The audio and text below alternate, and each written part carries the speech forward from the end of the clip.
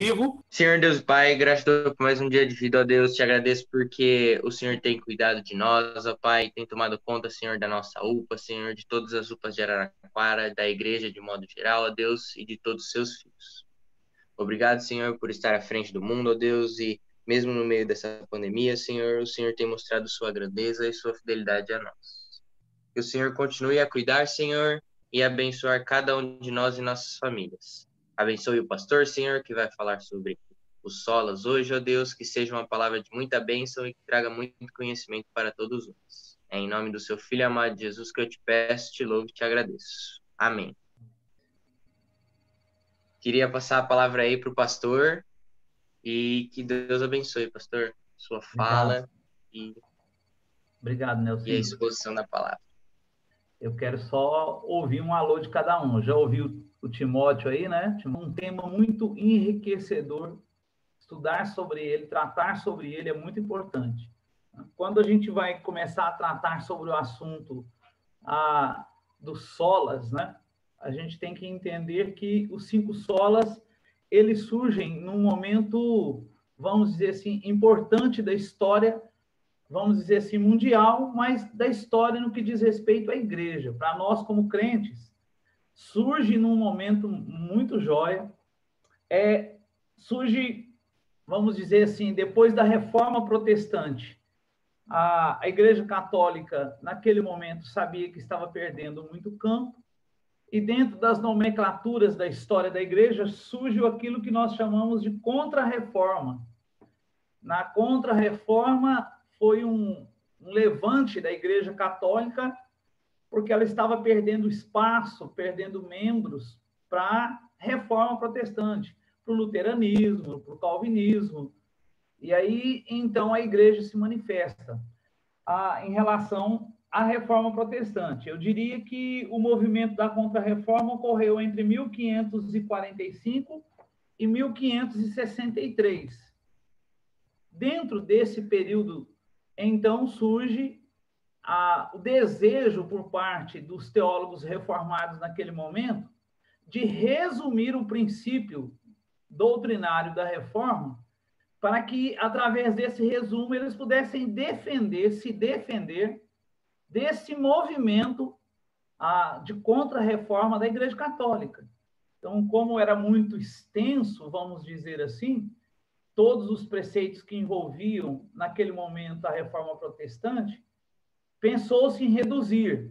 E quando se reduziu, criou-se, então, os 5 pilares, os 5 solas. Os 5 solas nada mais eram, naquele momento, de um resumo, vamos dizer assim, dos teólogos reformados, que foi criado com o intuito de dar uma resposta à contra-reforma da Igreja Católica. A Igreja Católica estava atacando a doutrina reformada e então os reformados pegam e, de certa forma, estabelecem os 5 solas como a base de toda a doutrina reformada naquele momento.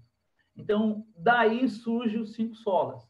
Hoje nós vamos abordar especificamente o sola gratia. Para a gente entender o sola gratia, ele é considerado, juntamente com sola escritura, os dois mais importantes. Alguns teólogos, pelo que eu pude pesquisar, acham que o sola gratia é um dos 5 mais importantes. Só para a gente ter uma ideia do quanto esse princípio ele é imprescindível para nós. Né? O que acontece? Por que surge uma necessidade tão grande de estabelecer um princípio e esse princípio ser considerado tão importante como o sola gratia? Bom, a gente pode observar na história da igreja, de modo geral, que, vamos dizer assim, desde lá do tempo da igreja primitiva, o homem, vamos dizer assim, ele queria, de alguma forma, assumir um papel no que diz respeito à salvação. Quando a gente abre, por exemplo, as nossas Bíblias, lá em Gálatas, capítulo 2, todos que estão me assistindo aí, se vocês quiserem, podem abrir aí. Gálatas, capítulo 2. versos 14, 15 e 16, o texto diz assim: quando, porém, Paulo dizendo, vi que não procediam corretamente segundo a verdade do evangelho, disse a Pedro, na presença de todos, se sendo tu judeu, vives como gentil, e não como judeu. Por que obrigas os gentios a viverem como judeu? Nós, judeus por natureza, e não pecadores dentre os gentios, sabendo, contudo, que o homem não é justificado por obras da lei, e sim mediante a fé em Cristo Jesus, também temos crido em Jesus Cristo para que fôssemos justificados pela fé em Cristo, e não por obras da lei. Pois por obras da lei, ninguém será justificado. Veja bem, esse texto revela duas realidades para nós. A primeira realidade é que Deus é justo. Ponto. A outra realidade é que nós não somos. Quando a gente coloca essas duas coisas, uma do lado da outra, a gente aprende que então há um problema sério a ser resolvido. Nós estamos diante de um Deus que é justo e nós somos injustos. Nós somos pecadores. Paulo estava lidando com este problema ali. O que estava acontecendo na igreja de Gálatas, ou nas igrejas da Galácia, vamos dizer assim? Paulo saía para pregar o evangelho. E o evangelho que Paulo pregava era o evangelho, vamos dizer assim, da fé em Jesus Cristo. Somente Cristo, o seu sacrifício na cruz, era o suficiente para que o homem fosse salvo.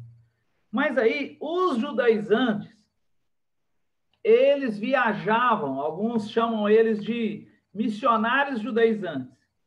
Os judaizantes, eles viajavam nas igrejas que Paulo pregava e diziam o seguinte: Paulo teve aqui? Teve. Ó, ele prega que Jesus Cristo é quem salva. Nós cremos nisso. Só que para ser salvo, não basta só crer em Jesus. Para ser salvo, vocês têm que fazer outras 3 coisas importantes relacionadas à lei. Vocês têm que se circuncidar, vocês têm que observar datas cerimoniais e vocês têm que se abster de certas comidas. Paulo tem uma visão de que naquele momento o evangelho estava sendo atacado, deturpado. Paulo chega a acusar a esse grupo de judaizantes e a Pedro também, porque Paulo dá uma dura em Pedro. Mas é interessante que, se você observar, Paulo diz assim no verso 15. Como é que ele começa o verso 15? Nós, judeus, quando Paulo fala nós aí no texto, ele está se referindo a ele e a Pedro. Ele está dizendo, ó, nós, que somos judeus, entendemos que a salvação é pela fé somente, não é por obras. Então, veja só, nós temos desde lá da igreja primitiva, já ali com os judeus, os missionários judeus ou judaizantes, nós já tínhamos ali uma tentativa de levar a igreja naquele momento a seguir por uma linha de que, sendo convertido em Cristo Jesus, não era suficiente para ser salvo. Então, assim, a ideia de que Lutero, Calvino, todos os teólogos da Reforma lutaram para que a salvação fosse pela fé somente, e ali fosse o início de uma controvérsia, nós vemos que não é verdade. Nós vemos que Paulo já lidava com isso lá, com esse grupo de judaizantes que iam em cada uma das igrejas que Paulo abriu, eles iam atrás, dizendo que Paulo não era o apóstolo como os outros, que Paulo não tinha visto a Jesus, que Paulo pregava um evangelho que era diferente dos outros apóstolos, e que Paulo estava errado, e que o certo era de que os homens, ao se circuncidarem, ao deixarem de comer certos alimentos, ao participar de certas festas, como dizia a lei, com isso, eles estavam, então, ajudando ou contribuindo para que, então, fosse salvo. Os judaizantes diziam que, sem observar esses 3 preceitos da lei, ninguém poderia ser salvo. Então, nós vemos aí, lá no Novo Testamento, já um embate. Mas quando surge, vamos dizer assim, já séculos à frente, surge aquilo que nós chamamos de humanismo, né? O humanismo, que alguns chamam e dizem que o filósofo pré-socrático chamado Protágoras foi o seu fundador original. O humanismo começa a trazer problemas sérios para nós. Ele surge como uma filosofia, né? O humanismo, ele era tido como uma corrente intelectual que foi desenvolvida na Europa durante a transição da Idade Média para a Idade Moderna, entre os séculos XIV e XV, que dava um enfoque muito grande no homem. Né? O pensamento humanista, ele é considerado extremamente antropocêntrico, ou seja, o homem foi colocado no centro de todas as coisas.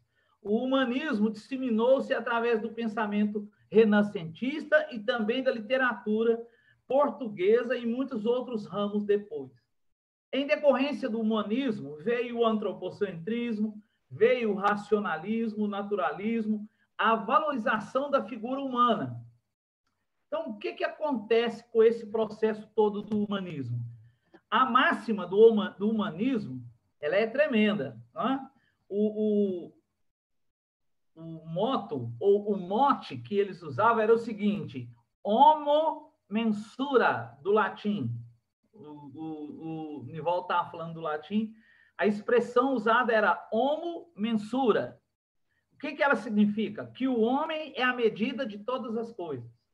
Ou seja, o moto do humanismo trazia a ideia de que o homem, e significava de que o homem era a medida de todas as coisas, que a humanidade representava o ápice dos seres viventes. O que esse povo defendia?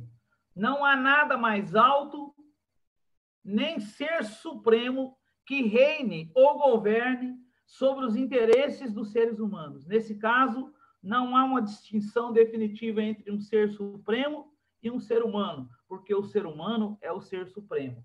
Era isso que eles defendiam. Era isso que estava impregnado. O homem, vamos dizer assim, assumiu um lugar de preeminência dentro da teologia, dentro da igreja. Né? Vocês vejam bem, isso foi tão sério que uma decorrência do humanismo foi o racionalismo. Então, o racionalismo, ele condicionou a Bíblia, veja bem, a mente humana, a capacidade humana. Então, eles pegavam a Bíblia, eles pegavam um fato da Bíblia e diziam o seguinte: se a minha mente não conseguir compreender isso aqui está errado, porque a minha mente está acima disso daqui. Então, eles olhavam, por exemplo, para certas questões bíblicas. Por exemplo, que uma mulher, sendo virgem, engravidou-se e deu à luz a um filho, no nosso caso, Jesus.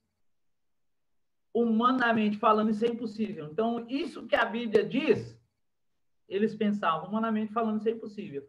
Então, isso não é verdade.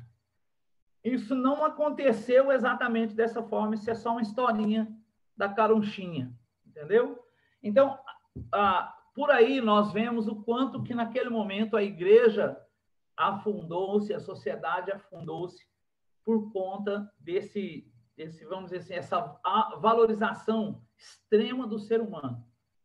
Quando isso afetou, ou como isso afetou, vamos dizer assim, as concepções teológicas, os ensinamentos, afetou drasticamente, né?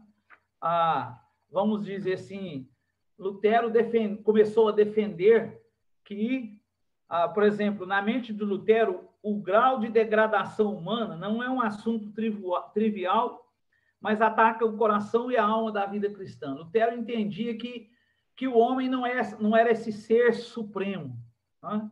Que o homem não estava acima de todas as coisas. Na verdade, o homem era totalmente pecador, o homem era totalmente depravado. Então, o movimento da reforma, ele surge, e logo na contra-reforma surge os 5 solas, como uma resposta a essas distorções, irmãos, que estavam acontecendo dentro da igreja e que estavam influenciando naquele momento até a igreja reformada, até os crentes. E até hoje nós recebemos resquício disso. Qual é o resquício disso? De que o homem, ele é bom em si. De que o homem pode fazer alguma coisa ou contribuir de alguma forma para ser salvo. Então, o princípio maior deste, vamos dizer assim, deste sola gratia, vem para se posicionar em oposição a essa ideia. Eu trouxe aqui para os irmãos algumas definições acerca do sola gratia. Por exemplo, o Philip Yancey, no seu livro chamado Maravilhosa Graça, ele diz assim: a graça surge de tantas formas diferentes que tenho dificuldade em defini-la. Estou pronto, contudo, a tentar alguma coisa como uma definição da graça divina. E aí ele coloca assim: graça significa que não há nada que possamos fazer para Deus nos amar mais. Ou seja, nenhuma quantidade de renúncia, nenhuma quantidade de conhecimento recebido, nenhuma quantidade de cruzadas ou qualquer outra coisa. Mas ele diz, e graça significa que não há nada que nós possamos fazer para Deus nos amar menos. Ou seja, nenhuma quantidade de racismo, de orgulho, de pornografia, de adultério, de homicídio. E aí ele termina, a graça significa que Deus já nos ama tanto quanto é possível a um Deus infinito nos amar. Então, a primeira coisa importante que nós olhamos na definição do Yancey, do Philip Yancey, é que ele mostra uma visão da graça formidável que independe de nós. Então, esse princípio da sola graça, somente a graça para a salvação, aponta para essa realidade de uma ação de Deus que independe de nós. O Dr. Jeff Bridges, no seu livro Graça que Transforma, ele diz o seguinte: o que é graça? O que é, então, a graça pela qual nós fomos salvos e pela qual vivemos? A graça é o favor grátis e não merecido de Deus, demonstrado a nós, pecadores culpados, que só merecemos o juízo. É o amor de Deus demonstrado a nós, que não somos os amáveis. É Deus estendendo a sua mão para pessoas rebeldes contra ele. Isso é uma definição maravilhosa. O Dr. Mauro Master, no seu livro Lei e Graça, ele diz: graça é um termo recheado de significado em nossa cultura, mas teologicamente seu significado mais básico é favor imerecido. Ou seja, vamos dizer assim, todas as definições, todos os princípios mostram que a concepção de ser salvo só pela graça tem a ver com a ação de Deus, de um amor imensurável, em Deus mover as situações, todas elas, para que nós sejamos salvos. Porque nós não podemos fazer nada para ser salvo, vamos dizer assim, dessa maneira. Então, quando nós defendemos o sola gratia, ou seja, a salvação pela graça, nós estamos dizendo que o homem, primeiro, ele é incapaz de alcançar a salvação por si mesmo. Ou seja, então ele é totalmente dependente de algo à parte dele. Tá certo? O homem não alcançaria a salvação nunca. E, claro, o outro ponto é a consequência. Segundo aspecto importante que aprendemos, que se eu não consigo ser salvo, não é nada que eu faça, né? Vamos dizer assim, eu não posso fazer nada, eu não posso nem sequer contribuir, então eu dependo da ação de Deus para ser salvo. Isso é imprescindível. Por isso, esse princípio, só a graça, porque ele já em si traz a lição preciosa, ele frisa com força, com veemência, de que não há a condição, não há a mínima condição, a possibilidade do homem de ser salvo. O homem é completamente pecador, não há nada que ele possa fazer para contribuir para a salvação. Né? E vocês vejam bem, hoje a sociedade, né, e muitas, infelizmente, em muitos contextos cristãos, eles advogam que o homem é bom, de que o homem pode, de alguma forma, fazer algo para ser salvo. Então, evidentemente que isso traz um problema seríssimo, né? O doutor Mauro Meister, ele diz assim, ó, não há nada positivo que o crente faça que não seja movido pela graça de Deus operando em sua vida. Somos totalmente dependentes da graça em tudo, doutor Mauro Meister diz no seu livro, né? Então, ele coloca assim, portanto, a graça salvadora é também uma graça que nos move em todos os aspectos, em todas as áreas da vida. Então, uma coisa importante que nós vamos aprender é que a graça de Deus é o elemento fundamental para a salvação. Ninguém pode fazer ou acrescentar alguma coisa no ato de Deus salvar o homem ou de tornar o homem justo. Isso é um princípio que nós não podemos abrir mão. De todos que eu li muita coisa nesses últimos 3 dias. É interessante que muitos dos teólogos que eu li, eles são categóricos ao dizer que o crente, quando ele não entende, vamos dizer assim, de forma detalhada, específica, com profundidade, com conhecimento, ele não entende essa graça na vida dele, ele está vivendo uma espiritualidade de coisas muito pequenas.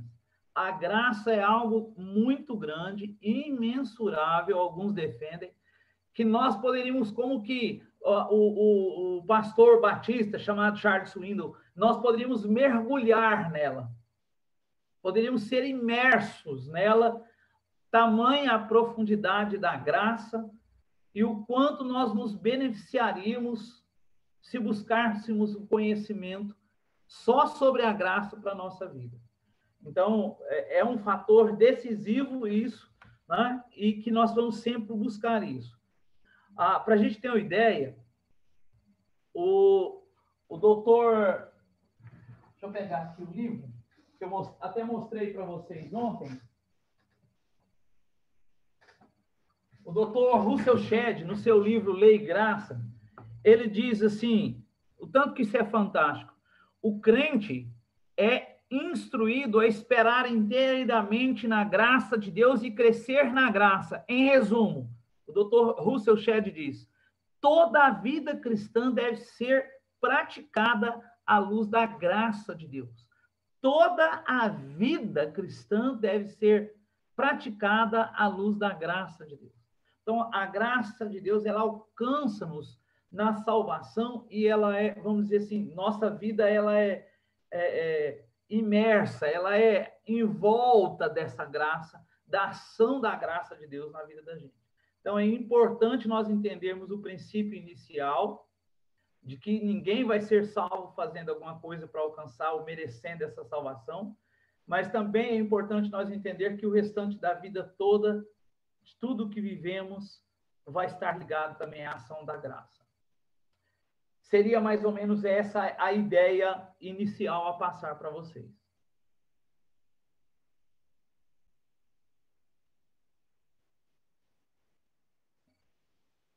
Vamos lá, Nivaldo?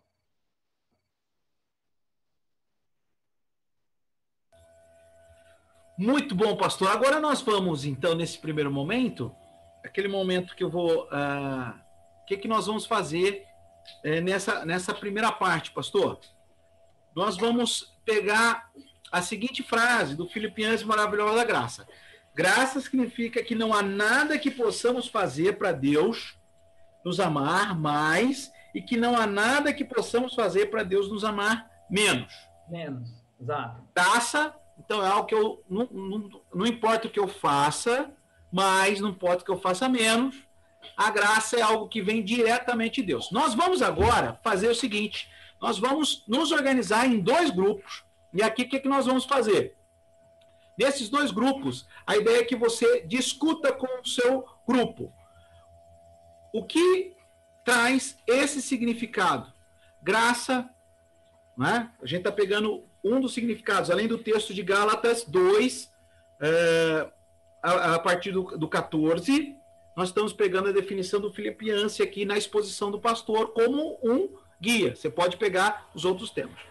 O que então a graça, esse significado, esse conceito, traz para a minha vida prática diária? O que então essa graça traz para a minha vida prática diária? Nós vamos para os grupos. Os grupos vão ser aqui divididos aleatoriamente, 2 grupos.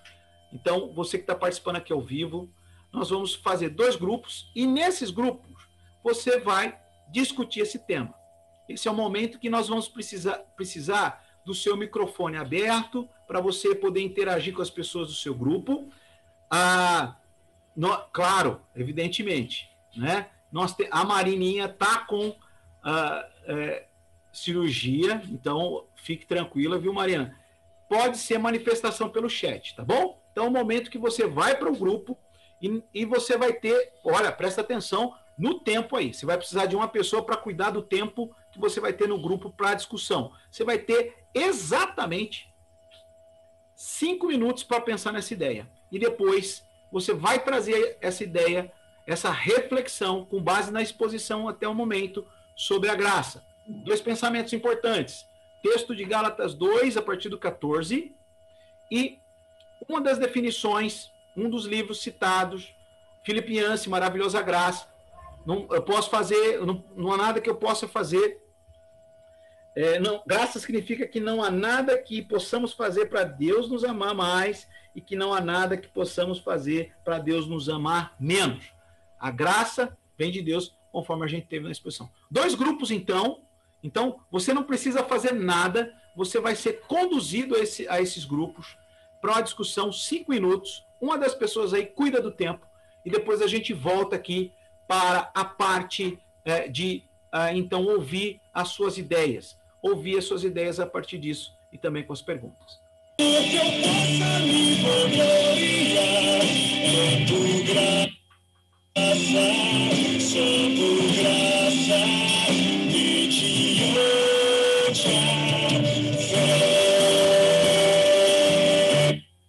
Muito bem, muito bem, muito bem. Nós voltamos aqui da sala, você vai falar, nossa, que tempo curto! Aqui, não é? Deu para iniciar o bate-papo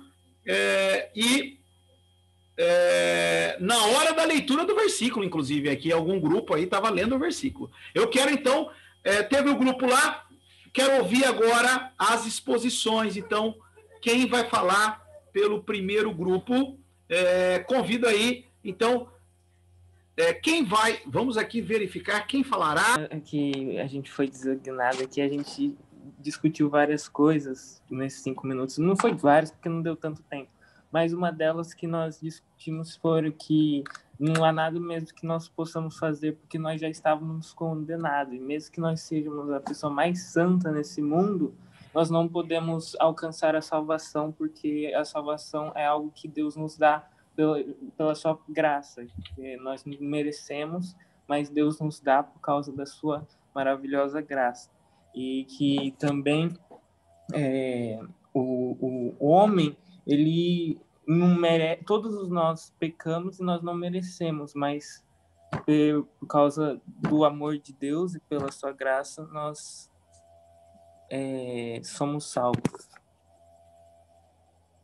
E falando um pouquinho, eu dei o exemplo, né, de quando às vezes a gente não se entrega por completo, né, não se dedica, não dá prioridade para Deus, e mesmo assim a graça dele recai sobre nós. E também o pastor falou também, não só vendo pelos lados negativos, né, mas pelos lados positivos, de todo o cuidado que ele tem conosco também, todo aquilo que a gente tem, né, também é a graça. Então, não só olhar pra gente pelos lados negativos, de que a gente não merece, que a gente não deveria nem estar aqui, mas que mesmo assim ele é 100% para nós, né?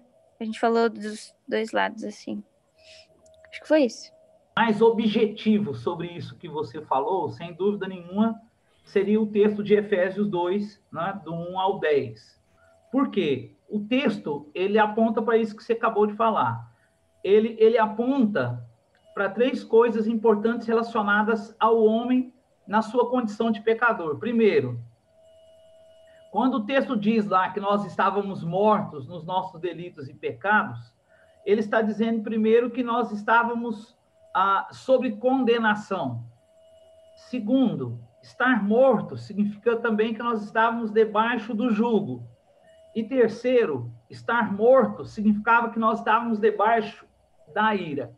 Ou seja, o ser humano, por si só, ele só vai se encontrar a parte da graça de Deus sob condenação, debaixo do jugo e sobre a ira de Deus. Então, a condição do homem é essa. Nós, por nós mesmos, não temos condição de fazer nada, de agir. E é justamente por conta da nossa condição é que eu não tenho condição, vamos dizer assim, ainda que seja redundância, de fazer alguma coisa para salvação. A ideia é o seguinte, vamos pensar aqui, uma conta hipotética, eu vou usar umas canetas. Bom, eu fiz uma coisa boa, fiz um ponto. Mas aí, ao mesmo tempo que eu fiz aquela coisa boa, eu errei 2 vezes. Aí você pensa isso num contexto em que eu não consigo fazer coisas boas o suficiente para cobrir os meus pecados. Ou seja, eu sempre estarei em dívida e Deus vai manifestar a sua ira sobre mim e eu estaria condenado. Paulo, lá escrevendo aos Romanos no capítulo 8, Paulo diz assim, já agora nenhuma condenação há para quem está em Cristo. Para quem não está em Cristo, já está condenado. Condenado por quê? Porque os pecados que não são perdoados, eles levam a pessoa a um estado de condenação eterna. Por isso que nós dizemos que uma pessoa que morre sem Cristo, ele foi para o inferno. Ele está destinado a ir para o inferno, porque ele está condenado. Como se livrar da condenação? Não tem nada que nós venhamos a fazer, porque a conta não vai fechar. O meu pecado, os pecados que eu cometo são maiores do que as coisas boas que eu fizesse para tentar pagar. Então, nunca vou conseguir pagar, eu sempre vou estar em débito, eu sempre vou estar debaixo dessa ira, desse juízo. Então, a gente precisa sempre colocar no mesmo patamar, viu, irmão? Que Deus, ele é amor, ele nos ama de uma forma fantástica, mas ele é justiça. Então, ele vai cobrar de nós, cada um, a prestação de conta de cada um dos pecados. Quando essa conta fechar e a gente ter que estar diante de Deus para prestar conta, a conta não fecha. Então, nós estamos condenados. Essa é a verdade. Por isso que Jesus Cristo veio, e eu vou usar uma linguagem que não está na Bíblia, mas é uma linguagem para vocês entenderem. Ele meio que criou um crédito, né? Vamos dizer assim. Ele não tinha dívida nenhuma, e ele foi lá e morreu na cruz do Calvário, criou um crédito para você. Então, quando você entrega a sua vida a Jesus Cristo, você tem uma dívida lá tremenda, quase infinita, mas o sacrifício dele vai lá e paga a sua dívida. Então, você passa a ser salvo, porque a sua dívida foi paga para Jesus, pelo sacrifício de Jesus. Por isso que Paulo diz assim, agora eu não vivo, mas Cristo vive em mim. E por isso Paulo diz assim, lá em 2 Coríntios 5,15, né? E ele morreu por todos, para que os que vivem, ele está falando de vida espiritual, não vivam para si mesmo, mas vivam para aqueles que por ele morreu e ressuscitou. Ou seja, eu passo a viver para o Senhor, eu passo a pertencer porque ele pagou minha dívida. Então é esse o raciocínio que a gente precisa fazer. Muito bem. E esse aspecto foi levantado aí pelos meninos na sala de condenação e com essa resposta aí clara e direta bíblica, a gente entende o efeito da graça, né, pastor? E a gente pode dizer, então, que a lei de Deus é cumprida em Jesus. Se tem pecado, tem morte, né? Então, Jesus, ele é o garantidor. Como o pastor usou uma outra expressão para nos ilustrar, ele garantiu esse crédito aí, e esse crédito nos garante, então, que quando Deus olha para nós, atua a graça de Deus, e ele não vê o Nivaldo e cada um de nós, mas ele vê a Jesus cumprindo tudo o que era possível, né? Então, seria mais ou menos isso, essa ideia. Até o pastor citou o livro do Mauro Meister, que fala essa questão de lei e graça, né? Que é um pouco talvez difícil de entender. Seria esse aspecto de lei e graça? É interessante porque é o seguinte, as pessoas geralmente entendem distorcidamente e pensam assim, preste atenção nesse raciocínio. Olhando para o Antigo Testamento, Deus criou a lei. Aquele que cumprisse a lei seria salvo. Esse não é o pensamento correto do Antigo Testamento. Os próprios personagens do Antigo Testamento, eles sabiam que não tinham condição de guardar a lei. Então, eles sabiam que não poderiam ser salvos. Eles estavam na expectativa de que viria um Salvador, porque havia uma promessa do Salvador. Então, a ideia... Aí, Paulo diz assim, olha, preste atenção, esse versículo cai como uma luva. Porque eu, mediante a própria lei, olha, Paulo sendo judeu, ensinado na lei, ele diz, porque eu, mediante a própria lei, morri para a lei, a fim de viver para Deus. Eu estou crucificado com Cristo. Logo, já não sou eu quem vive, mas Cristo vive em mim. Então, Paulo diz o seguinte, que o crente, ele morreu para a lei.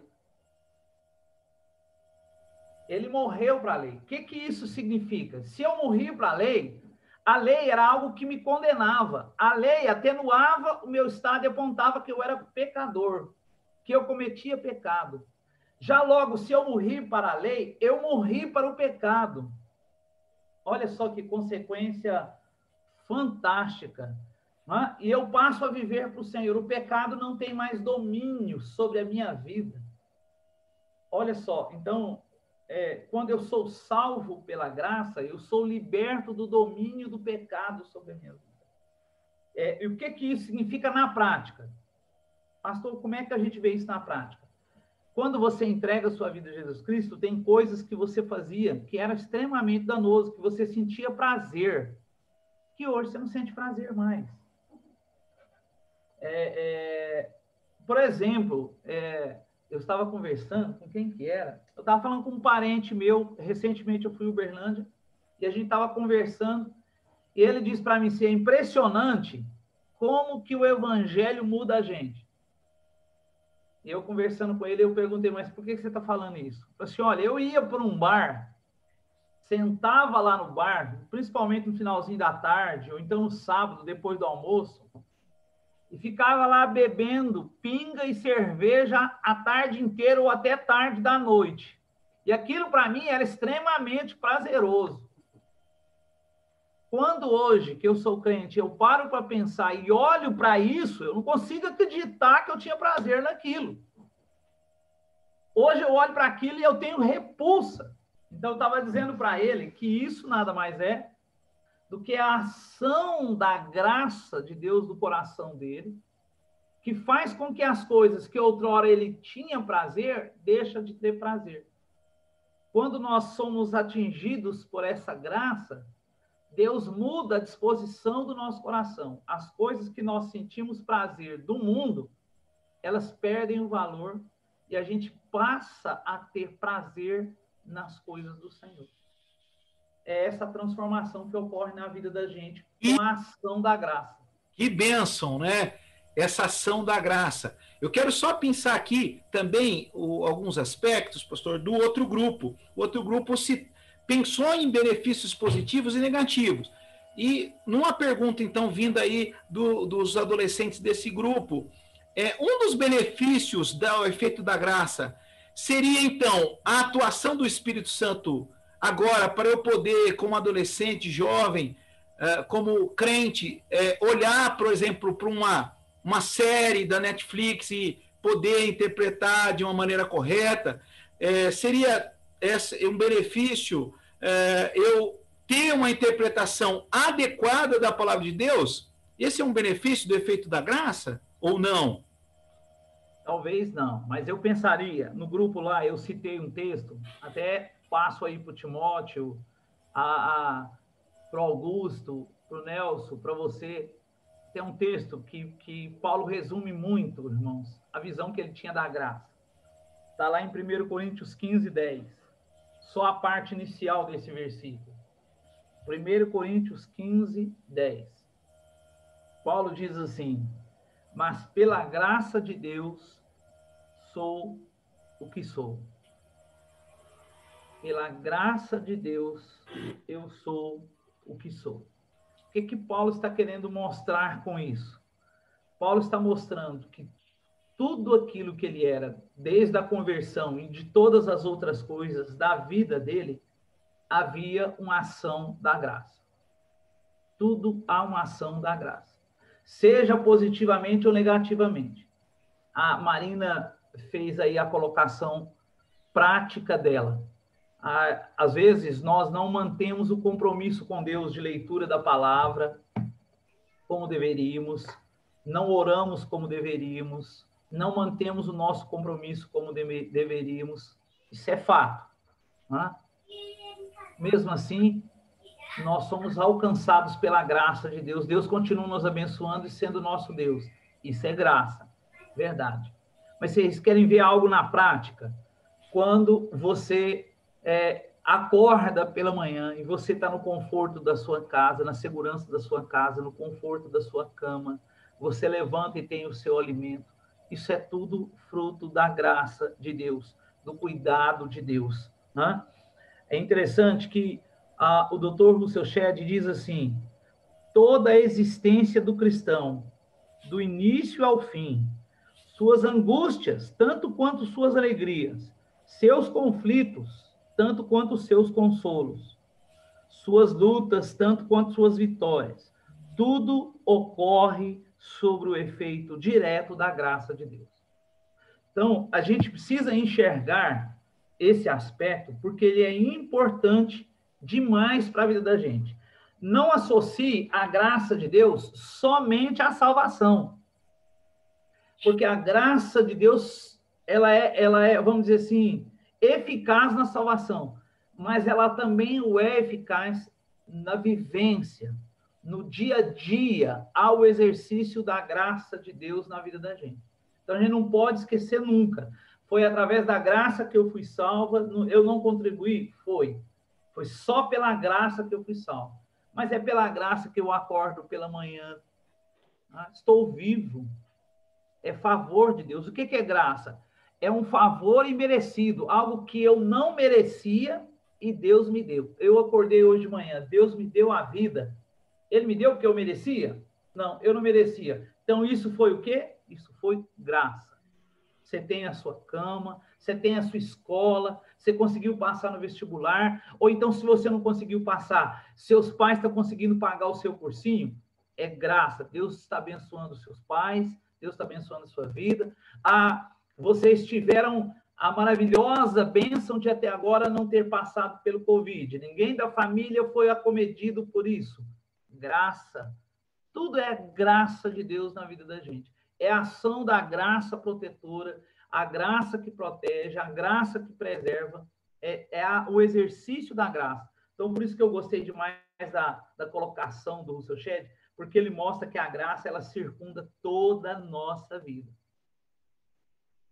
Bênção. Talvez por isso que o Charles Swindoll vai falar que é um mar, né?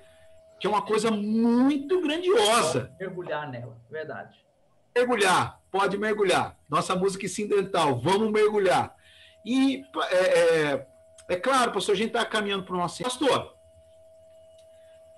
503 anos da reforma, 503 anos depois da reforma, nós vivemos a pandemia do Covid. E hoje nós ouvimos o Sola Gratia, entendemos esse maravilhoso dom de Deus revelado na sua palavra de ponta a ponta.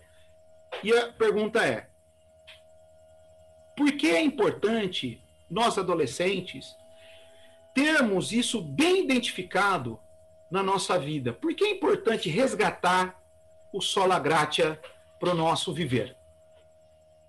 Eu diria, ontem na nossa live, eu fiz essa colocação e eu reforçaria ainda mais. Ao defender os princípios da reforma, os 5 solas, a doutrina reformada, nós não estamos simplesmente, vamos dizer assim, se posicionando contrário a qualquer outra pessoa, ofendendo ou se colocando superior ao falar sobre a doutrina. Não é isso. Mas, para mim, quando nós defendemos o nosso posicionamento, quando nós buscamos exaurir nossas dúvidas, compreender esses princípios como, de fato, eles são necessários que compreendamos, nós não só estamos crescendo nesse conhecimento, e isso será muito benéfico para nós, como também nós estaremos estabelecendo uma identidade cristã, como igreja presbiteriana.